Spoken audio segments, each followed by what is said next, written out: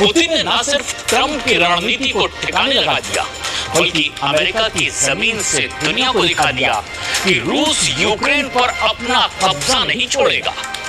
Putin ने बता दिया कि यूक्रेन के पूर्वी हिस्से पर वो पूरी तरह से कब्जा कर लेंगे। और अब तो यहां तक दावा किया जा रहा है कि पुतिन युद्ध को और तेज करने जा रहे हैं।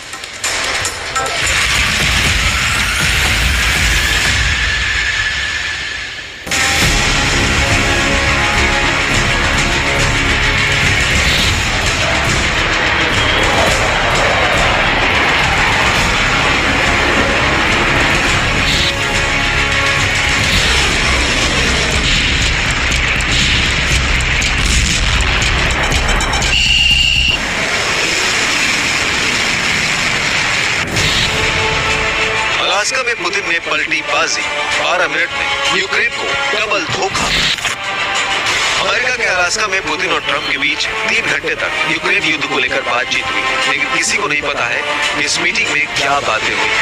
अलास्का में मीटिंग से कुछ घंटे पहले ट्रंप ने ऐलान किया था कि मैं पुतिन से 2 मिनट की मीटिंग में समझ जाऊंगा कि सीज फायर होगा या नहीं। लेकिन हैरानी की बात है कि ट्रंप पुतिन के साथ 3 घंटे की मीटिंग के बाद भी दुनिया को नहीं बता पा रहे हैं कि रूस और यूक्रेन के बीच युद्ध विराम पर डील क्यों नहीं हो पाई है। हम आपको दिखाने जा रहे हैं कि 7 साल बाद हुई ट्रंप और पुतिन की मीटिंग में पुतिन ने बाजी पलट दी। महज 12 मिनट की प्रेस कॉन्फ्रेंस में पुतिन ने ट्रंप के सामने साबित कर दिया है कि यूक्रेन युद्ध का असली बॉस पुतिन है और उन्हीं की शर्तों पर युद्ध विराम होगा। दूसरी तरफ वॉर एक्सपर्ट्स कह रहे हैं कि ये मीटिंग पूरी तरह से फेल हो चुकी है और अब पुतिन पूरे यूक्रेन पर कब्जा करने की कोशिश जरूर करेंगे। यूक्रेन के अधिकारियों ने तो यहाँ तक दावा कर दिया है कि अब पुतिन पूरे यूक्रेन पर कब्जा करने की कोशिश करेंगे। हम आपको अलास्का मीटिंग के बाद यूक्रेन युद्ध की वो खबरें दिखा रहे हैं जो साबित कर रही है कि अलास्का में ट्रंप ने यूक्रेन और नेटो को डबल धोखा दिया है।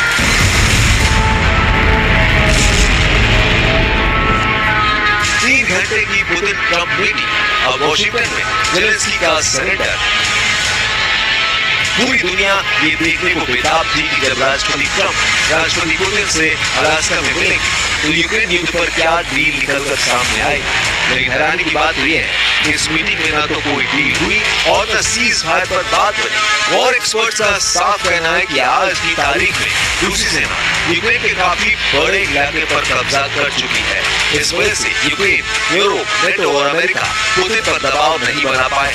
शुरू में दावे किए जा रहे थे कि ट्रंप पुतिन पर भारी साबित होंगे, लेकिन पुतिन ने दिखा दिया कि डोनाल्ड ट्रंप ही दूसरे देशों को धमकाकर अपना दबाव बना लेते।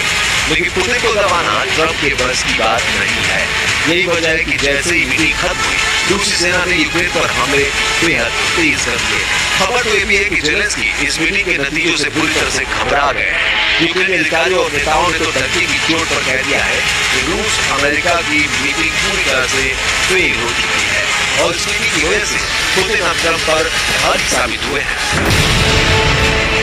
यूक्रेन संसद की विदेश मामलों की समिति के अध्यक्ष